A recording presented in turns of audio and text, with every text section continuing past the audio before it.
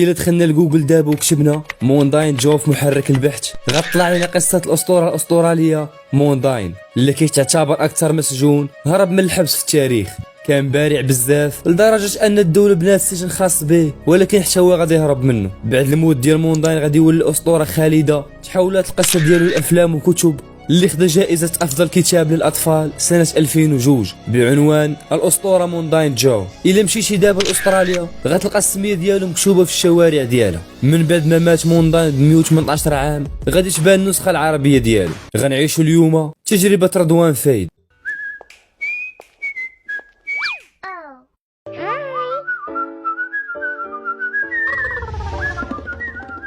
رضوان فايد الشاب الجزائري الملقب بملك الهروب، وهو من اشهر رجال العصابات في فرنسا. بدا المسيره ديالو في عالم السطو والسرقه ملي كانش عنده 18 عام، وتحكم عليه في الحبس لمده 31 سنه من بعد ما تم الاتهام ديالو بسرقه الرهائن وتكوين عصابه منظمه. ولكن جاه العفو بشرط انه يتخلى على كاع هاد الجرائم اللي دار. ولكن واش غيحبس هنا؟ لا لا لا، غادي يعاود يدخل الحبس في سنه 2010 بتهمه السطو المسلح، ولكن هاد المره بتجربه كبيره وبمعارف كثيره مكناتو بتفجير السجن والهروب لسويسرا. وهنا غادي يوقفوه من بعد ما صدر واحد القرار في اوروبا باش يلقيو القبض عليه، وهنا غادي تحكم عليه ب8 سنين بتهمه الهروب وتفجير السجن. من بعد هادشي كامل اللي دار فايد ولا كيتمتع بواحد الشعبيه واحترام كبير من رجال العصابات في المناطق الشرقيه لفرنسا وحتى بين اللصوص العالميين. هنا البوليس غادي يطلقوا عليه اسم اللص الاديب. ومن غير جانب الجريمه رضوان فايد كانت عنده موهبه ديال الكتابه، ومن خلال الكتاب ديالو الشهير السارق اللي ألفو سنه 2009